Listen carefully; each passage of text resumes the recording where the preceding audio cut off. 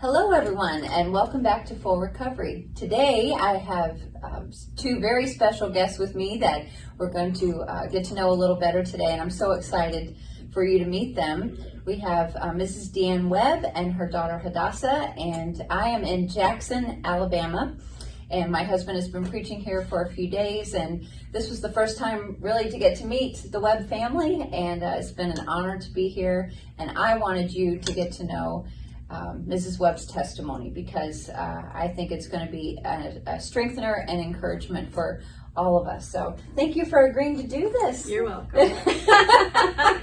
I had to force her. She really did.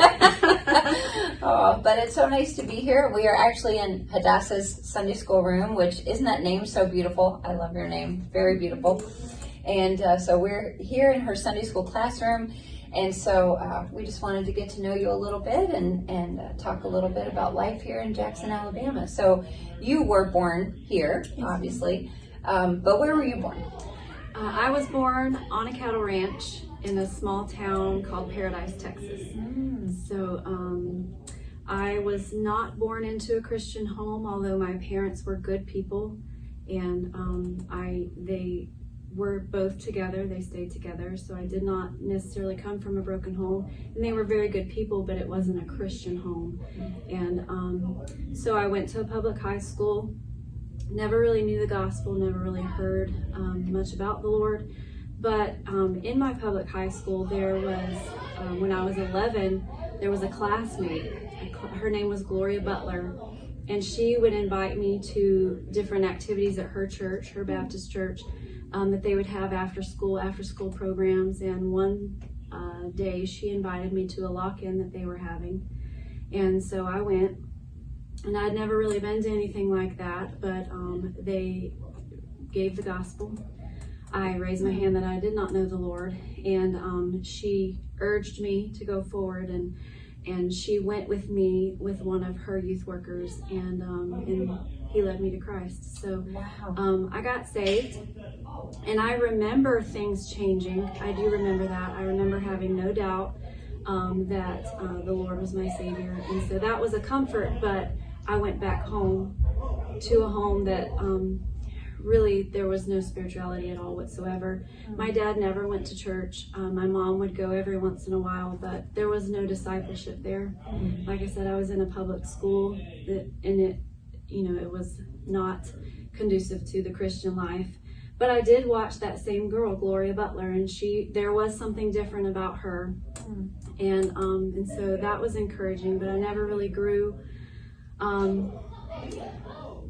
At about 15, I had a traumatic experience that really, it shook my world, and I was just really fighting depression and thoughts of suicide, and I just didn't have any purpose. And I just remember asking the Lord, help me, Lord, help me. And I want to know how to have a relationship with you. And once again, in my public school, the Lord gave me a light, and this time it was in the form of a teacher. And so he was my history teacher. He was also my coach. In a small town, if you have any athletic ability at all whatsoever, you play every sport. And he was my basketball coach, volleyball coach, track coach. And so we spent a lot of time together, but he was also the Sunday school teacher at a local Baptist church. And he went through, probably even to this day, the most tragic thing that's ever happened to their family. They had a daughter just a few years older than me, and she was in a tragic car accident. She was in a coma for a good while, and I remember going to visit her in the hospital, and when I walked in, he was by her bedside playing the guitar and singing a hymn to her. And he just, even through that, had an amazing spirit, and I could just see him going through that with such joy. And I remember just thinking, God, that's what I want, that's what I need, because I was saved, but there was no real relationship there as far as a personal walk with him. And so just a few months after that, that man invited me to go to youth camp with their church. And so at 16, by this point, I went to youth camp, and I saw a camp full of people who had that same joy. You know, men just walking around saying, "Amen, praise the Lord," at everything. And I had never been around anything like that before. And I knew that's what I wanted. And Brother Dave McCracken was preaching that week, and every message, it was God speaking to me. And so that week is when I learned to walk with the Lord and how to have a relationship with Him, and I just surrendered my all. And I knew God was calling me to serve Him, to minister somehow, just to serve people. And so really since that week at camp, I have never been the same. Wow. When I came back home, I wanted to get involved in that church. I did not realize that there were services Sunday night and Wednesday night. I didn't know that was even a thing. So we're on our way back home from camp, and his name was Homer Horton. Coach Horton is what we call him because he was my coach. And he said, "Deanne, you're going to be at church, right?" And yeah, I'll be at church Sunday morning. I'll be there. He said, "What about Sunday night?" "Oh, Sunday night. Okay, yeah, I can do that." So since that week at camp, the only time I have ever missed church was when I was in the hospital with having babies or something that it was, not possible to come. But God literally He made Himself real to me that week. And I just thank the Lord that, I prayed and I asked Him for help. And He answered that prayer. And I'm so thankful, because I don't know where I would be, today. So I'm thankful that the Lord made Himself real to me. Yeah, living a very different life. It's so it's surreal almost when you look back and you see all the pieces of the puzzle that He started to put together before you even knew there was a puzzle. He was already putting those pieces together. Yes. And what an amazing God. So your husband is the pastor here of Walker Springs Road Baptist Church. I got it. Yes. And his name is Pastor David Webb. And how long have you been here? So we've been here, we just celebrated 20 years. So we came 20 years ago. The church was already in existence, but it was rather small. I think our first service we had 18 people. I had 2 babies. So we just rolled our sleeves up and we did a little bit of everything, and the Lord's blessed. Got to work. Yes. God's And been you good. have several children. Yes, so we have 7 children. We have 5 by birth, and we have 2 that we took in as troubled teenagers, and so 7 total. Okay. And so Hadassah is your second oldest girl, or Yes, first? correct, Okay. correct. Okay. And so Hadassah, would you mind telling us how old you are? 18. 18. And I have to say, Hadassah is one of the sweetest Christian young ladies I've met in a long time, and it's been an honor to get to know her. But would you mind just telling about what God did to draw you to Himself? What was your salvation experience like? So when I was 5, I had made a profession of faith. I listened to the message on hell and it scared me. So I prayed, but then until I was 9, I doubted. I just, I was scared if I died, I'd go to hell, and prayed many times, if I'm not saved, Lord, save me. But when I was 9, there was a service at a youth camp in Dry Creek, Louisiana, and there was a ladies group singing from a college, and they were singing the song Not Too Far From Here.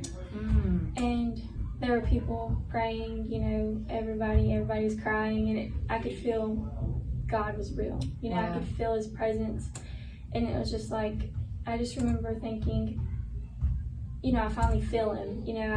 I know He's real, so I don't have to doubt anymore. So I ran to Mama and bawling, crying, and she said, "You know everything." But I just prayed, and since then I haven't really doubted.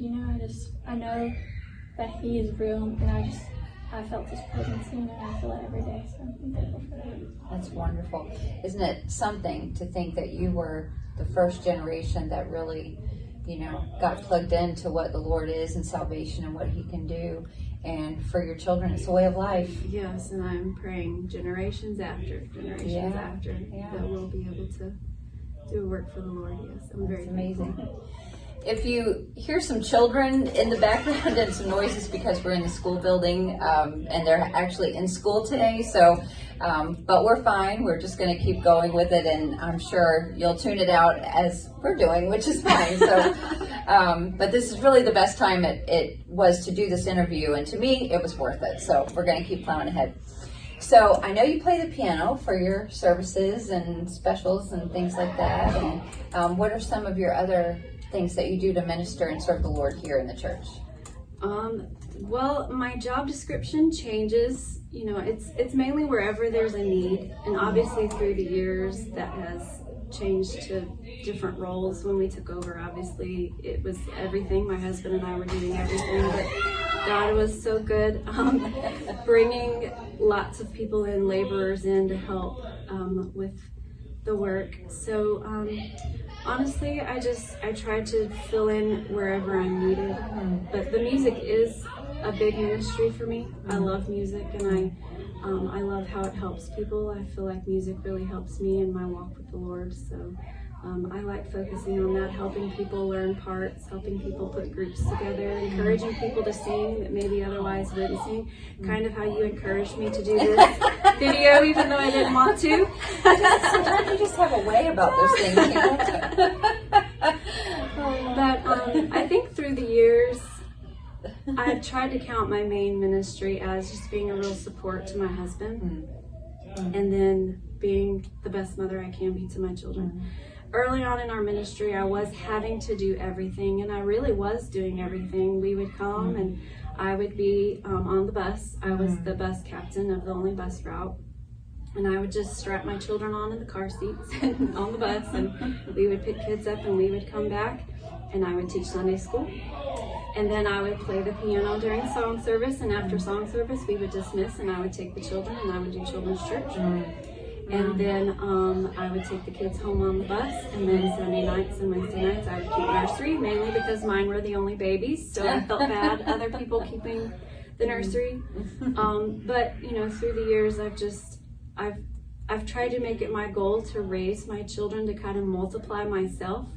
So now it's my children keeping the nursery, doing children's church, teaching Sunday school, working the bus routes.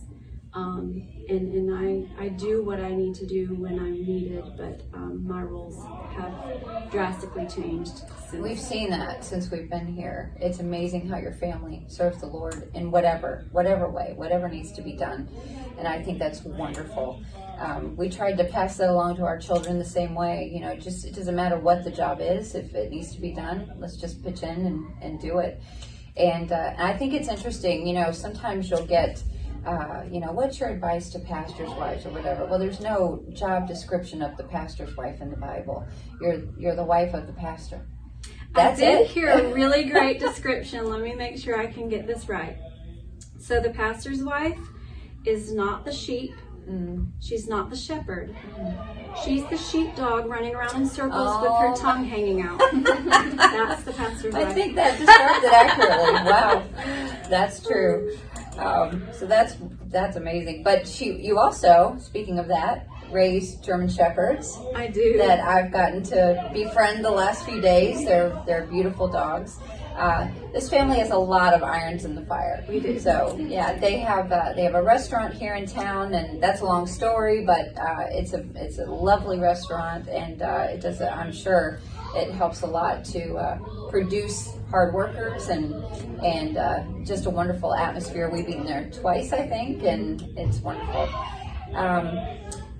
But aside from that, what advice would you give a young woman starting out in the ministry, a wife of a young pastor, or is there anything, and I did not prep you with this because I thought about it just now, but what advice would you give to somebody just starting out? Maybe something you've learned along the way, maybe something you've learned about yourself or about the Lord or something. Is there anything that comes to mind that might encourage somebody just getting started?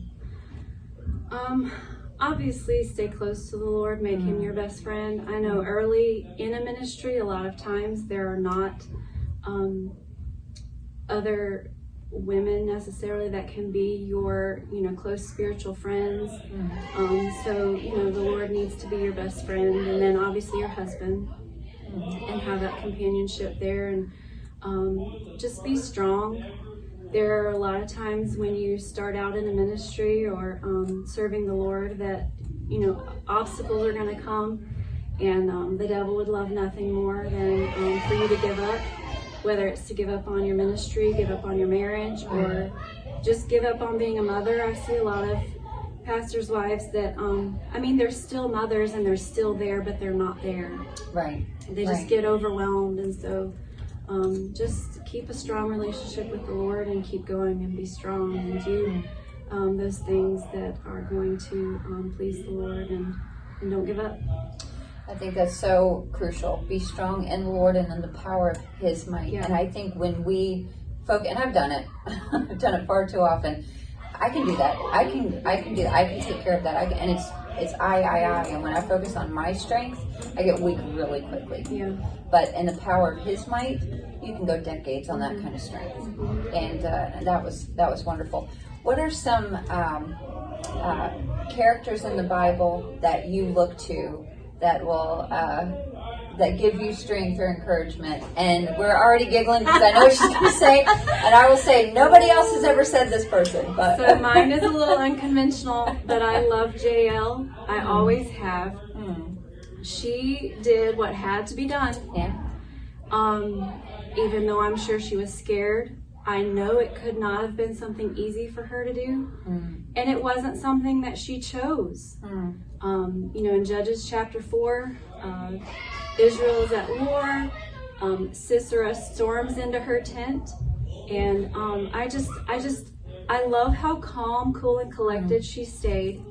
I'm sure she was terrified, but she used such wisdom, giving him milk, lying him down, covering him up, and then just doing what needed to be done, and a lot of times I've heard her preached on to where, this was accidental, or, but I think she knew exactly who he was, because after she did what needed to be done, she goes out of her tent, and she gets Barak, and specifically says, the man you're looking for is in my tent. I've taken care of And it. he's not going anywhere. He's not going anywhere. And I just love that. She didn't choose her circumstances, and she didn't choose for that situation to occur, but she didn't just have a panic attack and flip out and crawl into the fetal position and cry. Right. She stayed calm. She used wisdom. She did what had to be done, and because of that, she took care of the enemy of God's people. Yeah. And she made a great victory that day. She must have had some serious skill. Yeah. Because I don't know if I would have had the presence of mind to think And I can get it in one swing, so that he couldn't. There could not be any hesitation. There were no do-overs. Right. They couldn't have a second chance. But there again, she had to have prepared for this. She had to have been a hardworking woman. Right. I'm sure she helped her husband put those tents up. Right. And so when it came time, I've often thought about that with Jacobin in the Bible. She reminds me the most, or when I think about Bible characters that I try to align Bible characters with my children, and my oldest daughter Catherine is like, she's a modern day Jacobin. She had to actually know how to make that basket in order for her to get that idea, and obviously it was from the Lord. But just, I think I could make this float to put my baby in and save his life, and then saved her whole nation. And I think it's the same with JL. She didn't just swing that one time. It wasn't the first time. No. She was experienced with that, and I think that what a testimony that is to what a strong, godly woman can do. These last few days while we've been here, I feel like I've met a kindred spirit, somebody that, searches the scriptures for herself and has made decisions for life at a young age, and then also seen God help her through some challenges of life. But those challenges don't stop when you reach adulthood, and they keep going, because life is life, and we don't choose what happens to us. And we do make a lot of choices about life, but sometimes things just come out of left field. And when you face times of heartache or potential discouragement or times of darkness, are there passages of scripture that are a comfort to you, or something that you look to regularly? Yes. So I loved what you said this morning. You taught our girls this morning, and you said you had a chapter that was your best friend. And so I have a chapter actually, and I did memorize it. And I do, like you said, I read it all the time. It helps me keep it memorized because I can memorize something, but if I don't reread it, a lot of times it leaves goes, me. yeah. So I love Psalm 27, the whole chapter. Wow. And you know, when I was someone just won something. I don't know. when I was 18, I had surrendered to the ministry from the time I was 16. I knew the Lord wanted me to be His servant. I knew that. And so my desire was to go to Bible college. My parents were not necessarily for that. And they made it very difficult, and I had a difficult decision to make. And it's a long story, but through counsel of my pastor and other spiritual leaders, you know, I made the right decisions because that's what led me to meet my husband.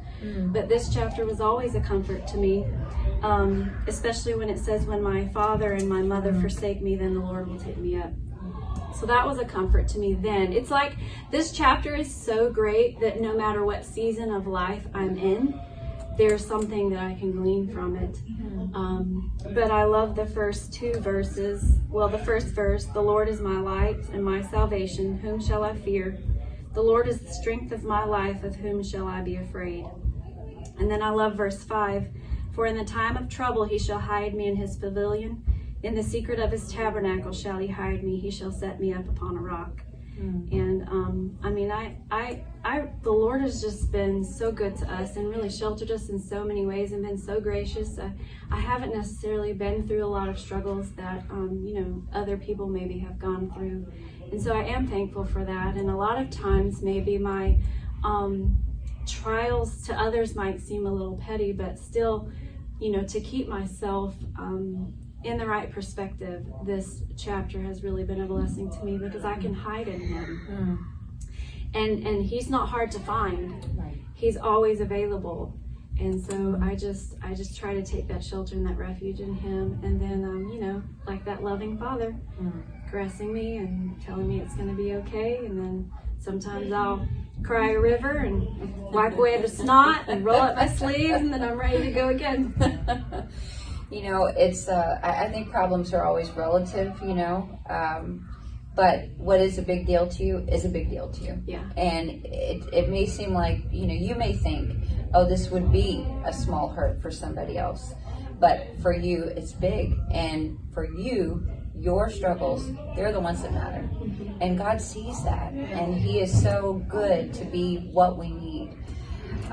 Well, I want to thank you so much for being willing to do this. And are you still going to be my friend? Yes, of course. Aw.